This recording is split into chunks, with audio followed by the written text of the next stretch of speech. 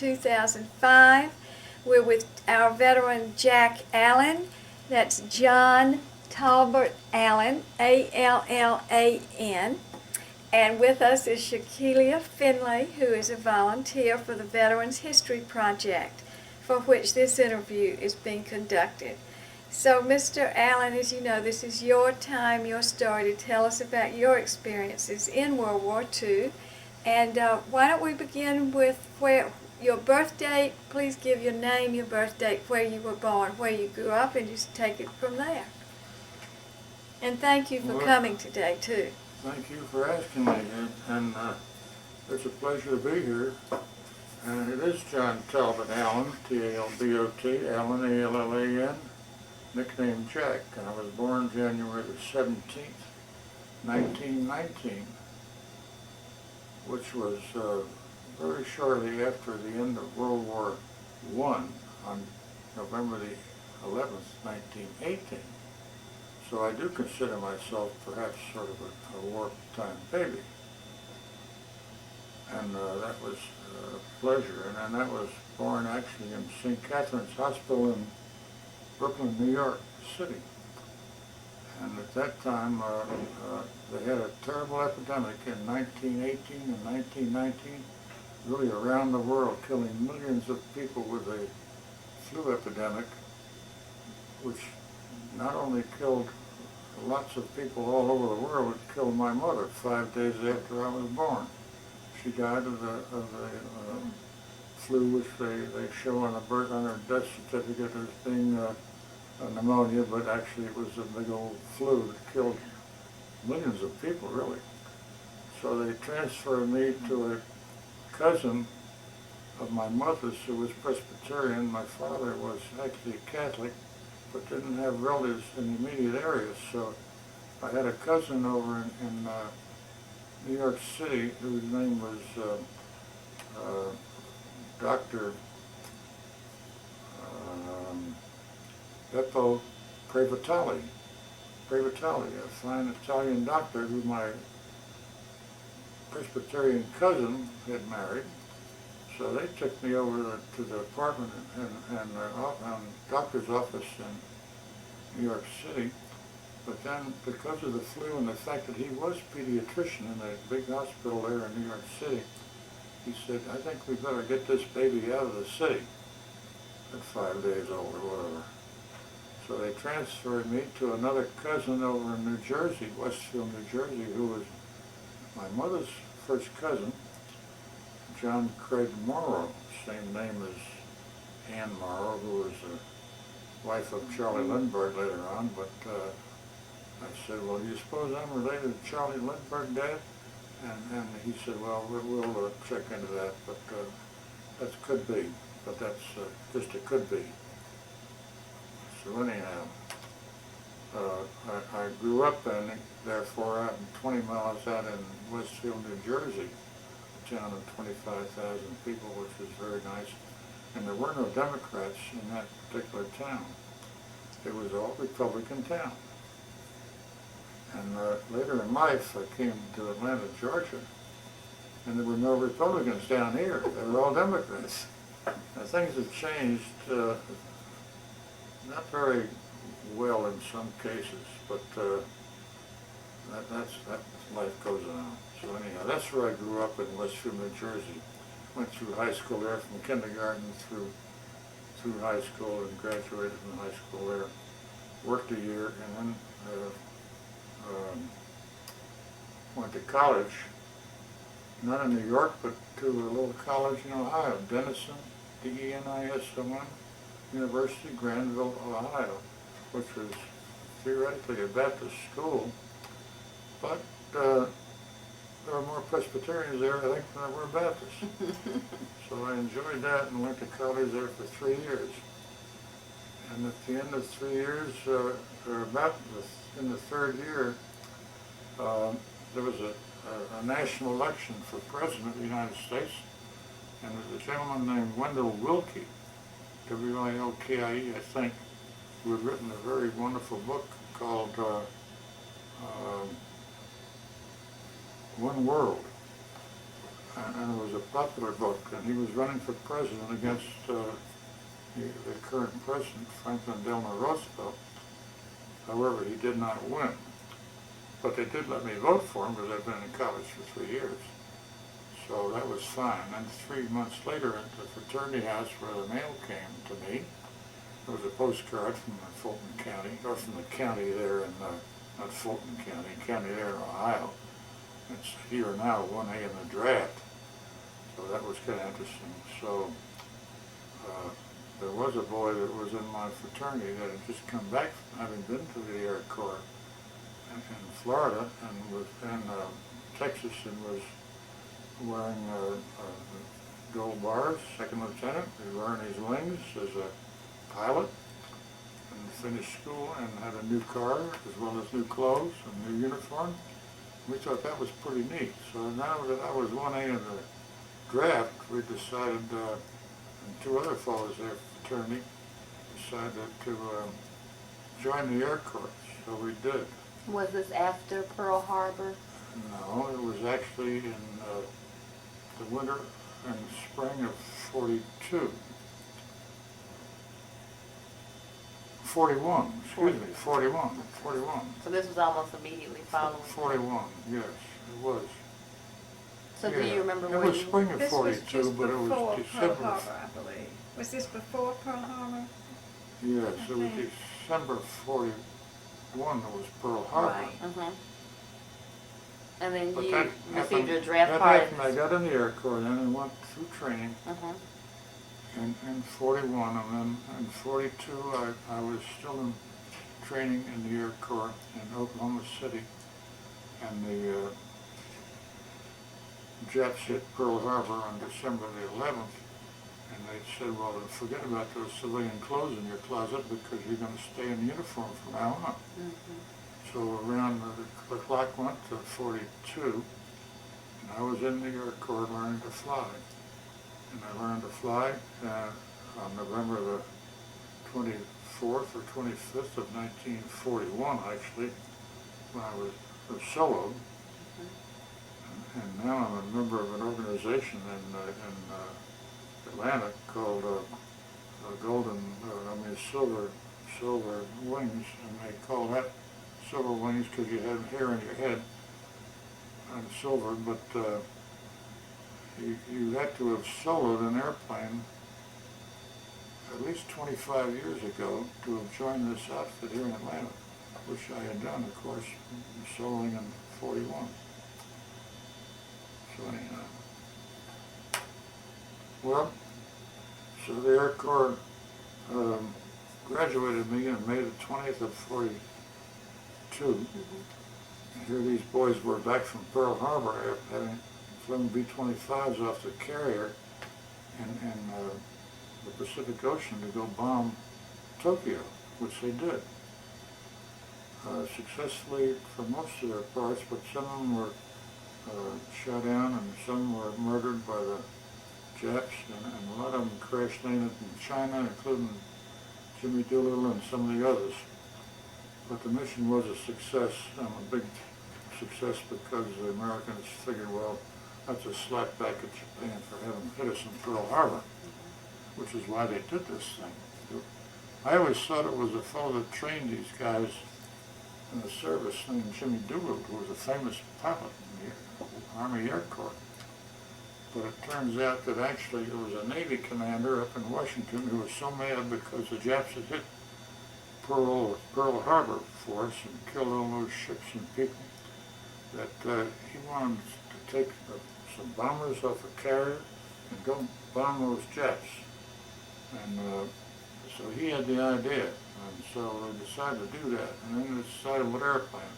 So they picked out the North American bomber, a B-25 aircraft, and the most prominent pilot in the military in the service, Army, Navy, Air Corps, whatever, was a fellow named Jimmy Doolittle.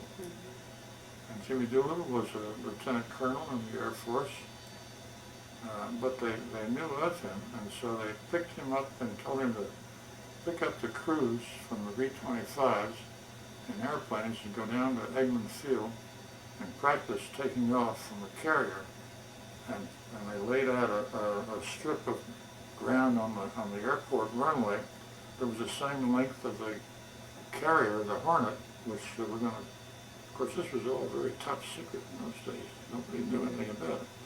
They didn't even tell the crews what they're going to do. They were down there practicing with the airplane, but they didn't know what they're going to do with it. Ended up they practiced taking off from this short runway down there, and they get the weight of the airplane right and all that sort of stuff. And sure enough, they'd gone to Tokyo and jumped off the carrier and everything else.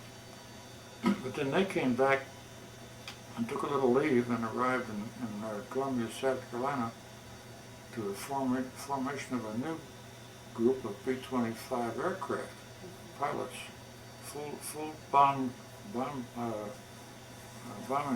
outfit called 310th Bomb Group Medium, and they did that. And I was the first class to arrive at that new place in Columbia, South Carolina, and the first class to arrive became the senior pilots, and I'm known as a flight commander, a pilot, and then the class that came in behind us became pilots of other airplanes, and then other pilots that came in after that became co-pilots of the ships that were already there. So that's how they formed the group. So all of a sudden I'm a brand new second lieutenant from May the 20th, and here I am in the 1st of July or June in a vacancy for a captain, which I had no idea. I didn't know anything about that at the time, but that's the way it worked out. So in September, though, they decided to send us overseas to go by way of North Africa. Go by way of the northern route from Massachusetts to England. So they flew from Columbia, South Carolina with older airplanes and went to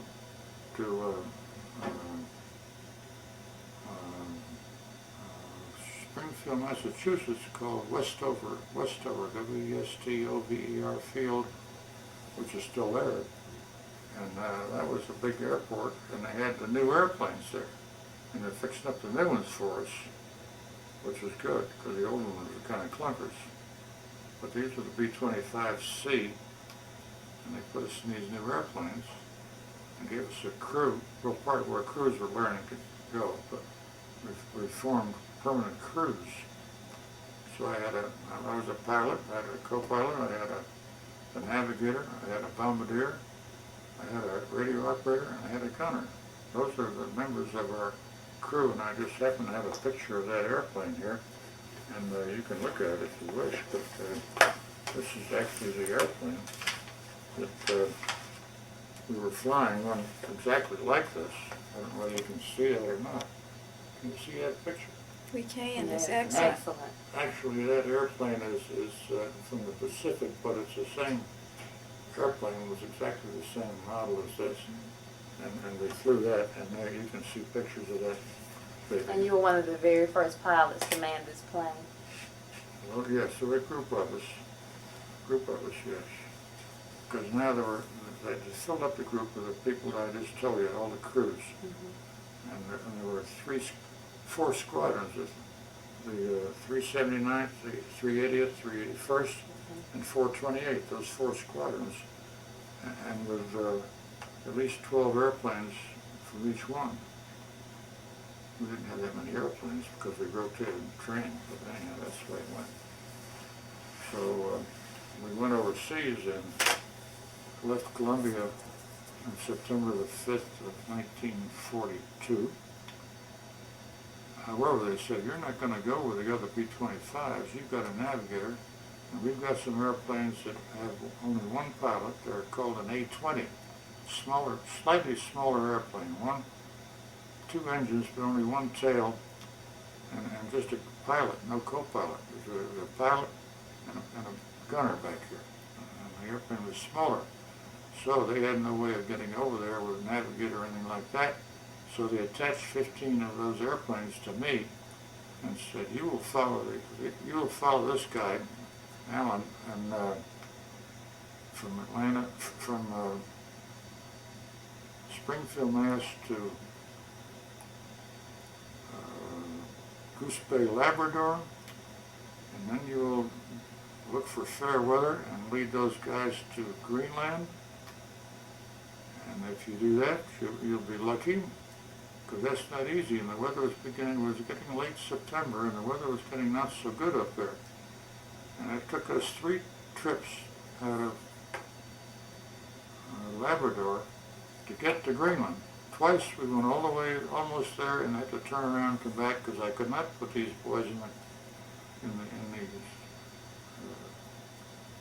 clouds. They had to stay in clear so they could see each other and not wreck. So I turned them around and took them all the way back to Goose Bay, Labrador. So, but on the 3rd try we landed in the Greenland, which was a big ice cap there and everything. We went up the fjord and landed there. And it was just like the pictures they had, although nobody had been there. So we landed, and I'd get up there, and I said, there's the airport, and oh boy, those guys would leave me. They went peeling down and landed. They were all down there practically in there eating supper before I got down my plane on the ground. But then we were there about a week, waiting for good weather to go to Reykjavik, Iceland. We did that, and that turned out to be okay.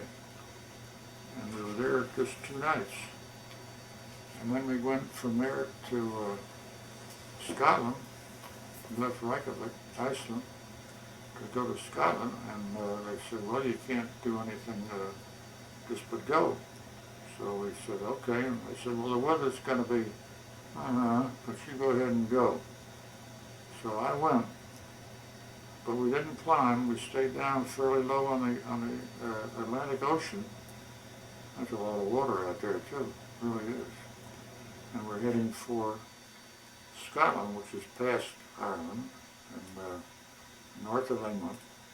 And you have to go to Scotland. And we got there, but I had to circle around some of these snow showers, which were blocking our path.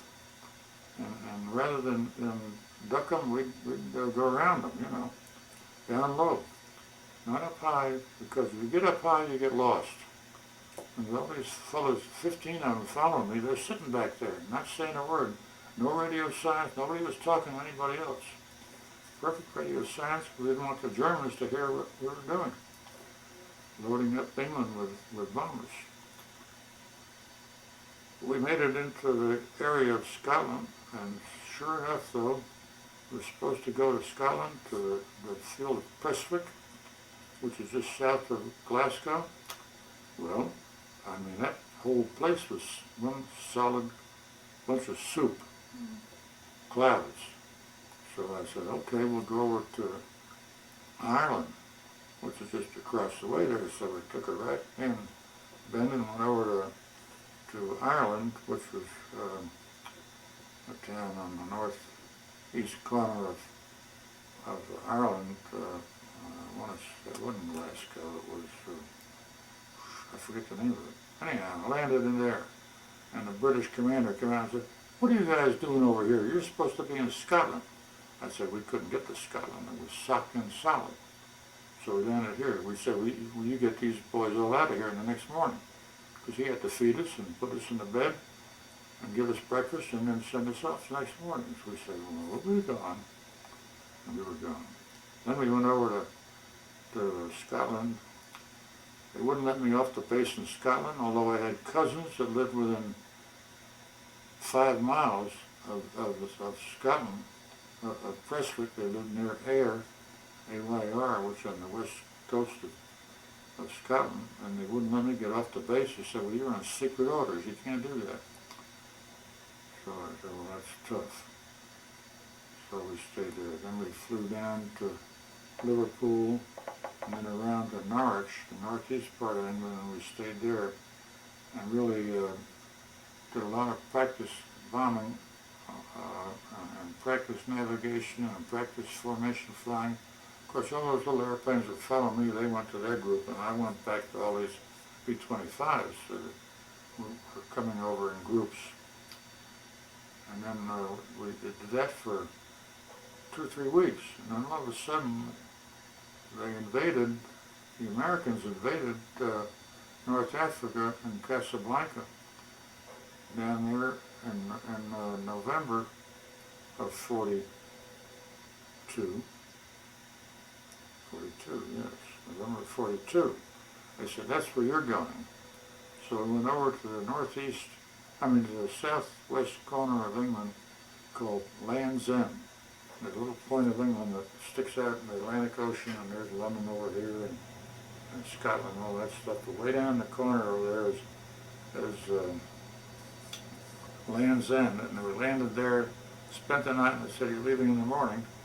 And so there were 6 of us that took off the next morning, went over the gullies and out into the Atlantic Ocean to go all the way around France and out in the ocean, not even being able to see France.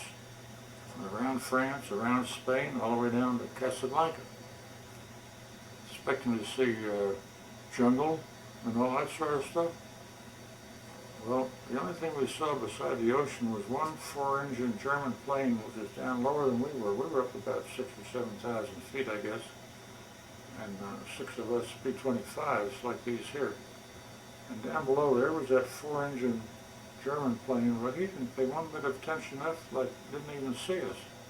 And we just kept on going. We didn't fuss with him either. And we didn't have any ammunition or guns anyhow. So we went on down and landed at Casablanca. And we were there a week or 2 or 3. And finally the Germans, though, had evacuated and gone all the way back past Algiers. There was a little fighting around Iran, nothing much at Algiers, and then they'd gone east toward Tunis, but then they stopped halfway between Algiers and Tunis and started a battleground there. So they said, you're going all the way up to Algiers.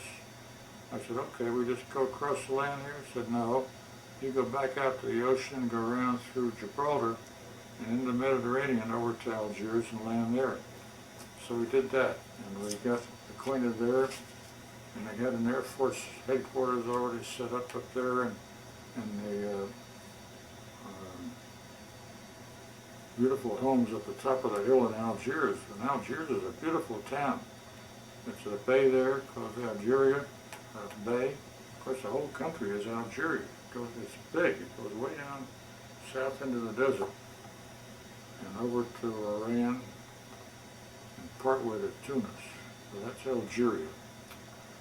So we got up to Algiers, and they said, well, the Germans are over there with airplanes and bombs and all that sort of thing over in Tunis. So the first thing we want you to do is take off 6 of you with bombs and go over to Tunis and bomb the airport over there. Well, we did that. That's our first mission, was to go bomb the airport in Tunis at about 10,000 feet in the air. And we did that. So we decided what we'd do would be to drive fairly low on the ground, but then climb up the last minute and get over Tunis before they know we were there, you might say. And then turn around and go over the airport and then drop our bombs and then get out of there. So we got out of there after dropping our bombs on that airport in Tunis. And we turned around, and I'm leading the group, and there's a red line on that speedometer that tells how fast you're going. And when you get to 350 miles an hour, that's the top, so they don't want you to go any more than wings might come off.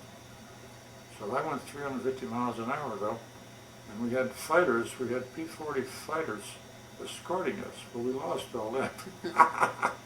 They couldn't keep up with us, because I left that target and put that nose down, and there was 6 airplanes. They did the same thing. They were right with me, get out of there. And then actually went over German lines, which we shouldn't have done. And one of those planes of ours was hit by the ground fire from this German troops on the ground, which we were just going over. We shouldn't have done that, really. We didn't know any better, really. And we had no briefing about that sort of stuff.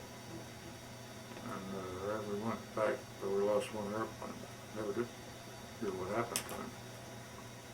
but we saw them smoking over this side. So that's, can I take a pause now? Sure. Jack Allan, World War II veteran.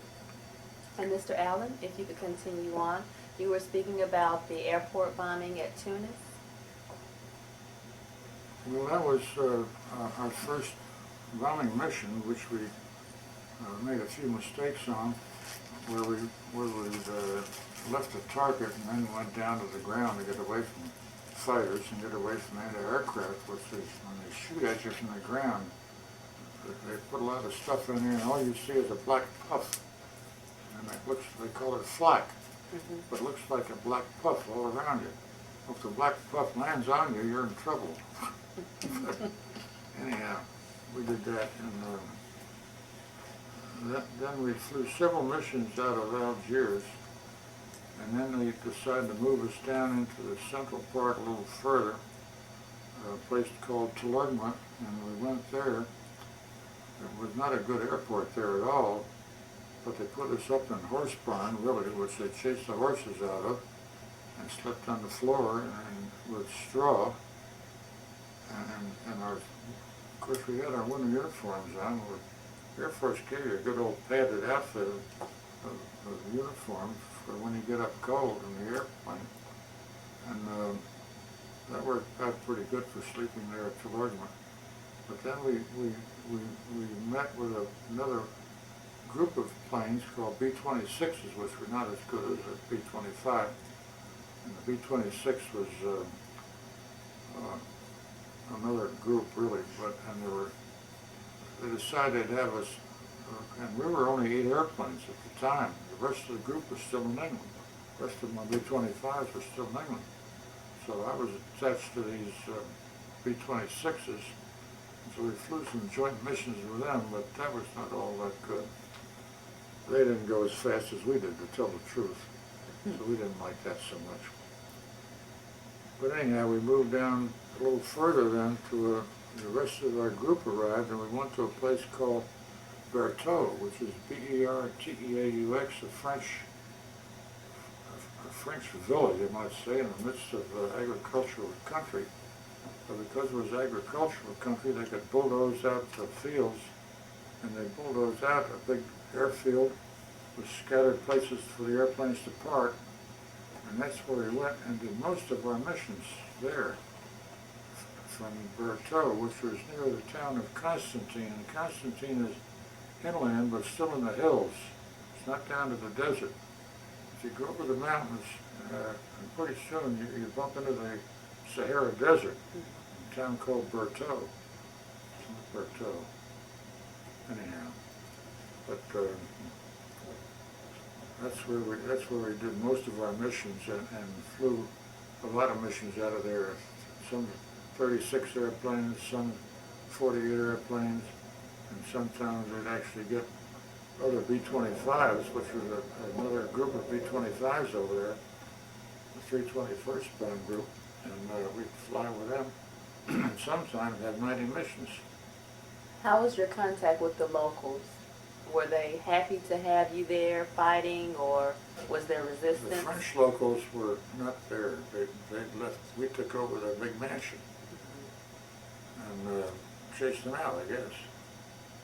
And I really didn't see any French area in the residence where we were at that base. But when you left the base, you could get a Jeep and go into town to Constantine. But they were very friendly there. The only trouble was, if you wanted to stay in a hotel, there was no hot water in the hotels. They were in bad shape. But and that was just for the day. It wasn't to spend overnight anyhow. But we did try to go in there to get a shower, because we didn't have a shower out there in the middle of nowhere. But it was the French people in the town, but not out in the country really. So your question is a good one, but there was no problem with people in the big town. There was no riots or anything like that. You'd go in town and cafes would be open and so forth. So from their perspective, it was like there wasn't really a war going on at all? No, where we were, it was east of there. Mhm. It was east of there, and the Germans had not torn that place up. They just moved on, you know. Mhm. So it was pretty good about that. And once in a while you could, we moved one more base closer to Tunis after that, which was more of a desert area, but it was sort of closer to the sea. And then there was not a mission. You could take a jeep if you were lucky, 2 or 3 of you, and go up over the hills and go down to the Mediterranean and go for a swim in the Mediterranean. Mm, wow. And this was in the summer, really, of 43. Mhm. 43. So your entire time you were There was stationed? a lot of bombing in winter Mhm. of that Bertaux, bombing all those areas. We were bombing airports, we were bombing shipping. We'd take off from this airport and go down over the Mediterranean, Mhm. watching for shipping coming in from Sicily or wherever to reinforce Rommel, who was a German, and the British and Americans both were chasing Rommel all the way from Cairo, all the way back around Tripoli, and all the way back around the bend up toward Tunis. Mhm. And finally, we ran him out of there. I say we. The military ran him out of there, and they went over to Sicily. They escaped to Sicily, if you want to put it that way. And they carried the war over there, chased them, really. Who was a famous Army general? Tough guy with 2 big old, Patton. yeah, Patton. Had the 2 pistols, which became a famous guy in the movie, Patton. But he was all the way across Africa and then into Sicily and chasing them all the way over there and chasing the rest of the way. You know, it wasn't easy. It was tough. It was a real battle. And so I flew in that area in North Africa. I actually flew a total of 38 missions in the B-25. And the mission meant going out on a bombing mission, you know, and for a target to do some bombing. And you hold, the airplane held 12 100-pound bombs. It had 6 500-pound bombs. And it had one 2,000-pound bomb. We didn't carry any of those, but it was quite a load of bombardments. And we would get over the target and drop them. Mhm. And when we went over shipping, we carried smaller bombs, and we'd have a delay on them so that they wouldn't go off, because we're flying low right over the shipping, German shipping, to bomb them and destroy them with the bombs from our bomb bay. And so you drop some on the way into the shipping, and then you drop some as you're going over, and then that was it. But you had probably 12 of those 100-pounders. So it was a combat operation, really was. And one of those missions, Doolittle was riding co-pilot with me. And first time we saw those Siebel ferries, which were a ferry boat looking sort of thing. It wasn't much bigger than a ferry, but it had a lot of stuff on it, including guns. And we saw all those things, and they were carrying supplies into Rommel to reinforce the German. And so we wanted to hit them, and I said, "General, what do you suppose those things are?" He said, "I don't know, Alan, but let's go hit them." And those were his words, really. And he was a 2-star general by that time, sitting over there. And on that particular mission, those things were firing at us a lot. And we had only 6 airplanes, and 3 of them behind us were shot out into the water. We didn't like that idea. I won't say they were dead, but they were shot out in the airplane. They had to pancake in the water. and you couldn't do anything about it then because all those Germans and ships were all right there. Has a plane that you were piloting ever been hit by gunfire? Not hard enough to worry about it, really. The minor stuff, really. But was that something that was always constantly on your mind? It was. It was. And if you go on a mission, they were putting up little flags shooting at you, you know. So you'd keep moving as best you could. And once in a while I'd lead a formation and they'd be doing this and you'd be doing this, you know, and they're shooting at you and you come back this way. And sometimes I'd go this way. And one time I went on over this way the second time, 2 moves to the right. I got back to the base and one of the pilots said, well, Jack, it's a good thing you did that because if you'd gone back the other way on that one, he would have clobbered you because it was all the black stuff all right there where you were heading for, you know. I said, well, that's just pure luck. Anyhow. What did you do or what did you think about to kind of keep your mind, you know, stable? Just keep your mind on what you're doing, that's it, really good. Try not to think about anything else but the task at hand, or do you think about family and friends, or? When you get back, I wrote a letter every night to my wife, really did. I wrote her, and she wrote me every day, really did. And when they came up with the mail, they got mighty tired of calling out Alan, because I'm the one who got a letter a day from my wife, which was unusual, really. So you actually got married before you went to war? So I had a second. I went overseas on September the 5th. So what must have that been like to be a newlywed and then have to go to war? Well, nothing you could do about it. Just had to go serve your country. Yeah, right. And of course we were flying missions all during that period right after the war. But I did, well, anyhow. The wedding was a beautiful wedding, and it was 4th of July weekend. And they gave me,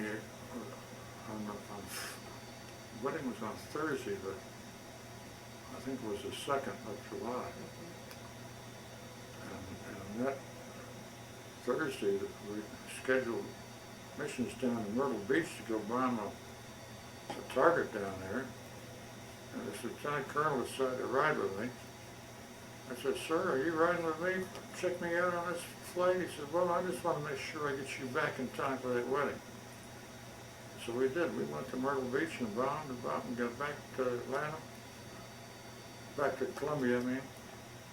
And I had to go in town and get a white uniform for the wedding, which I had ordered. A white uniform, white hat, white jacket, white shirt, white pants, white shoes. I borrowed shoes from somebody. And that was pretty good. So I did make it to the wedding. And they had a plane set up for me to take from Atlanta, and from South Carolina to Atlanta, and a crew. Because my father-in-law was going to launch a plane to go back from Atlanta after the wedding, back to Columbia. But the crew had to get the airplane back the next morning after the wedding. So that worked out okay. It was pretty nice to have a private airplane. And the preacher at North Druid Hills, and I was a famous Presbyterian preacher then, Elliot. And he said, well, I think there's going to be a wedding, because I buzzed the house. So, and we went out to the airport and landed, and they were waiting for me. But anyhow. So did your wife give you anything as you went off to war to keep with you, or did you have any pictures or anything like that of your wife? This is one in my pocket. This one? Can we see it? Can you show us the photo of your wife? That's the wallet and the picture that was in my pocket the whole That's time. the original wallet? This wallet, yeah, it's leather, you can feel it. Okay. Can you see that all right? That's a high school photograph of her, which I have on the wall at home, to tell the truth. Away from that. Anyhow, but it was kind of nice, it really was. And, well, the missions went on, and I did one over North Africa. My co-pilot had finally decided he he got tired of flying with me, wanted to get his own crew and his own airplane, but he wanted to fly in my wing. So they said, well, okay, you can do that. So they gave him an airplane and a crew, and he did all right. And then about the second or third mission he flew with me, we were going over Sardinia to bomb an airport there with full of German planes. So we got over the German airport and we were up about 10 to 12,000 feet. And we're heading over the target. And all of a sudden I heard this bang and look over there, and there's Beecham's airplane over there. And he was pulling out, and like he'd been hit. The plane had been hit. Well, he had to bail out. And several of them, they all had to bail out. Some got out and some didn't. But his plane crashed, and then he was taken prisoner down there. And he told me after the war, he wasn't hurt really, but the German intelligence officer that was doing the firing at us asked him. He said, "Well, what position were you in the airplane?" He said, "Oh, well, I didn't mind telling him that." So I said, "Well, I was on the right wing of the leader." He said, "Oh, well, that's okay, because I was aiming at him, but I knew I'd get one of it." That's what he told me later on. But anyhow, but I've seen him since the war. In fact, he is still an Alzheimer's patient up in Raleigh, North Carolina right now. So what year did you stay throughout the Pardon? entire? Did you stay throughout the entire war? When did you come home? Well, actually, what actually happened was that the war was advancing, and the Germans were over in Italy.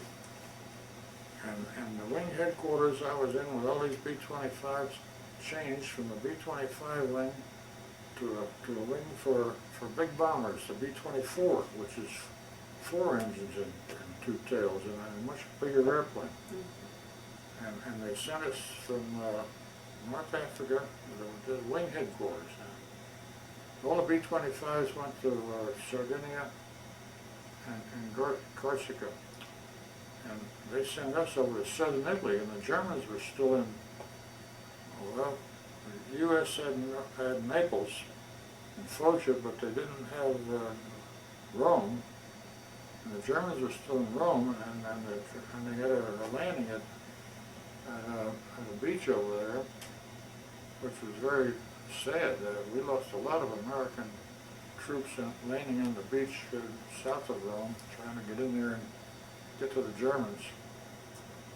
But it was kind of tough. But the book I'm reading right now, believe it or not, is about a bomber of B-24s, and the crew was captained by a guy who was in politics named George McGovern. It's a famous book by George McGovern about B-24 crews. The cover of the book says over Germany, but actually this was over flying out of Italy, flying up to to Venice, and to southern France and Germany, and all that. It was tough stuff. Anyhow. So your final assignment was in Italy? Yeah, I stayed there in Italy, and then finally the mosquito got me. I got malaria over there, in the hospital about 10 days. And then after that, they said, well, came by the hospital and said, well, Alan, do you want to get a promotion to Lieutenant Colonel, or you want to stay home? I'm going to go home. I said, I think I'd like to go home. I've been there 22 months, or almost 2 years. I said, I think I'd try to go home. So they said, all right, you can go home. So they flew me to Casablanca, slow by jerks. I say slow by jerks because when I got to Algiers, I was sweating like a horse, and I had an attack of the malaria. And it gets you all of a sudden, your fever goes way up. I said, get me in the hospital. So they put me in the hospital and gave me whatever. And they let you out at the end of 10 days, but they don't give you any suppressive medicine. Adaprin or whatever it is, or something like that. They give you a suppressive for malaria, which they didn't give me. They did it for 10 days and they quit it. Well, that happened several times. And finally I got back to the United States and I talked somebody into giving me a bottle of stuff and took those regularly, and then it never came back again, never had it again. It was not like the malaria from South Pacific, which was tough stuff. And those guys that got it in the South Pacific would turn yellow, and they'd have violent nightmares and stuff. I had one friend that came home from South Pacific flying the same thing, and he had a terrible time with that. So what have you done since So when I got back from overseas and they put me to work down in Florida, I found out where my colonel was that I'd been under overseas. They flown with me on a couple of missions. He was in Tampa running the 3rd Air Force headquarters, which was a training Air Force for training crews. And what they did, they made me in charge of the crews that were going all to Savannah. They call it Hunter Field in Savannah. It was where crews were coming from the whole southeast, B-17s, B-24s, fighter pilots were all going to Savannah. And I had to match those guys up with their orders for shipping me either to England or to North Africa or wherever. And I had some friends come through there and asked me where are you going to send me? And I said, well, you tell me. He was a B-17 pilot, this fellow. And I said, where do you want to go? You want to go to Italy? You want to go to North Africa, to England? I said, well, he said, he don't know. I said, well, I think Italy's better than going to England, because England, you can fly to the North Sea and those long missions over to Berlin, and they were shooting down a lot of them, they really were. They had some terrible losses. So he said, well, okay, so I sent him to North Africa. Well, about the 3rd mission, his plane got hit, and he bailed out. He came to about halfway down in a parachute, but he was a prisoner really not too many months, because that was early 45, really. So he got home and his wife was pregnant at the time. Life goes on. And how long were you in the military after the war? Well, I stayed I'd only been in the Air Force, in college for 3 years, so I really wanted to finish college. And so I decided, well, I wasn't making any money to get out of the service right then, so it was a tough thing to give up being a major on flying pay and go back to second or whatever. But I finally decided to go ahead and get out. So I got out in September of 46. A lot of them got out. As soon as the war was over in 45, they started getting out right away. A lot of them got out the winter of 45, 46. I stayed in, then I got out and went to work in flying machines insurance down there in the Canada building.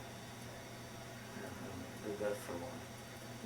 So I've been in the insurance business my whole life down there. Really have.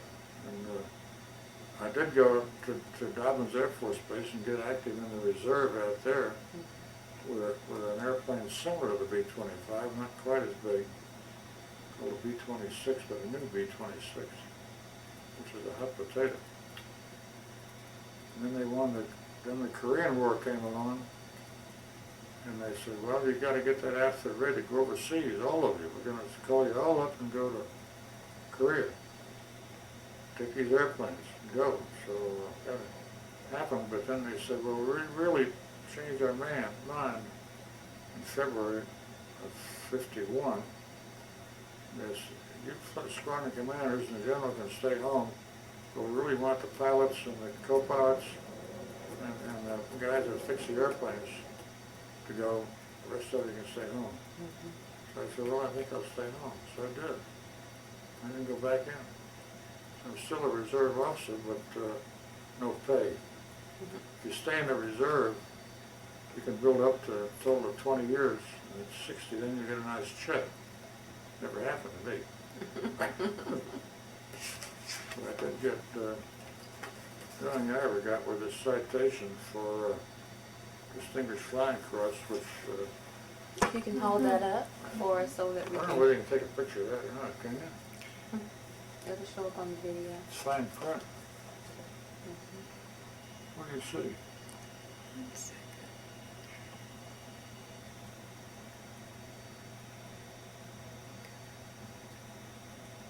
Now we can see it somewhat. Mhm. We'll make a good Xerox of it too. Huh? We'll make a Xerox copy too. Oh, okay. You can do that. Mhm. Thank you. Thank you. Actually, they didn't do this until May of, what is that, May of 46 or May of 45? What's the date down at the bottom? May 26, 1945. Yeah. Was this for a specific action? A Can you mission, tell yeah, us it about was, that yeah. mission? It's describing a mission in there. Would you like for me to read it? That would be wonderful. The Distinguished Flying Cross is awarded to John T. Allen, Major, Air Corps, Is that going into this? 310th Bombardment Group, M, by direction of the President, under the provisions of Army Regulations 600-45, as amended and pursuant to authority vested in me by the Commanding General, Mediterranean Theater of Operations, for extraordinary achievement while participating in aerial flight as pilot of a B-25 type aircraft.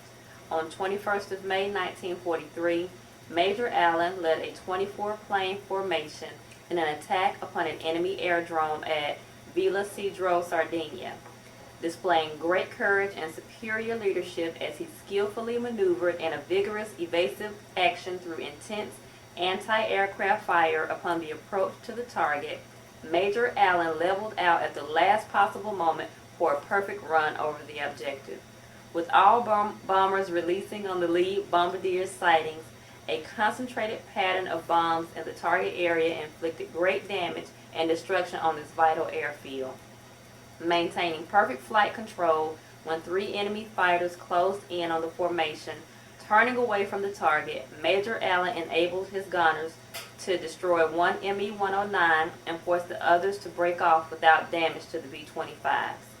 His outstanding proficiency in combat and steadfast devotion to duty have reflected great credit upon himself and the armed forces of the United States, and is signed by Charles T. Myers, Brigadier General, United States of America, commanding 26th of May, 1945. It's a bunch of baloney.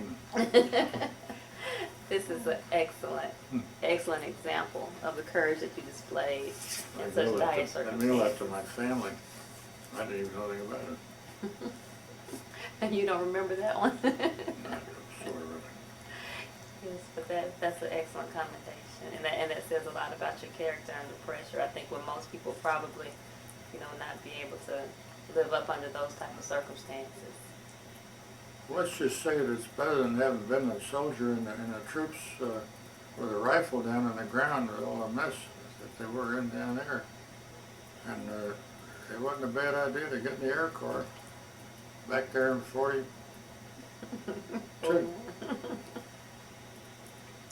However, you can get scared sometimes, but that doesn't make a difference. So do you think going to war changed you at all? Pardon? Do you think going to war changed you at all, or do you think that you're the same person that you were before you went to war? I don't hear as well. I have applied to the Veterans Administration for a hearing aid and I did take their test and the hearing has gone downhill. Mm-hmm. I don't hear as well as I did on certain pitches. So it's sort of and I have friends that were turned down for a similar complaint, but the ones that were actually flying a good bit, and I was doing a pretty good bit of flying until end of life away. Mm-hmm. And they've given me credit for the hearing loss, blaming it on the airplanes, especially that B-25, which is really a noisy airplane. Mm-hmm. It really was. It was a penetrating sound. Well, we certainly want to thank you for coming today. I believe we have about 5 more minutes. If you would like to say anything for future generations or how would you like to close with your closing thoughts? Well, the thoughts are that it's a tough thing to go to war against anybody, and I don't like any part of it really. It's not good, and all I can say is that most of the people, I never bumped into anybody, but maybe one time, an Air Force person didn't want to fly, and so they did something about changing his occupation. But you have to be proud that the people that I knew and went over you didn't get complaints about putting their lives on the line, you know. You really didn't. You didn't hear that kind of stuff. You really didn't. I didn't hear it. They may get in bed at night and have a tear or two, but you didn't really know that most of the time. And it was tough. And if you sit down and wrote your loved ones back home and they did it to you, it came, you got through it. That's about all it amounts to. So you just hope that that the world can be processed not to have those things, because you kill a lot of people on both sides, you really do. It's not that fun. I've really been looking for a chance to go to Germany, because I've never been to Germany or France, and I got to England to meet my cousins, but I never got down to North Africa or into Germany. I would love to meet some fighter pilots that were shooting at me. We could sit down and have a beer and talk about it, you know, have a good time. But anyhow, that would be interesting. But thank you very much for asking me. I think that's nice to do this. I really do. Appreciate it. Well, thank you. Thank you. Very, very much. I'd like to add one more thing to this little discussion. Back in this 1960 and 61, there was some development in the country of airports, but Atlanta was sort of shy on it.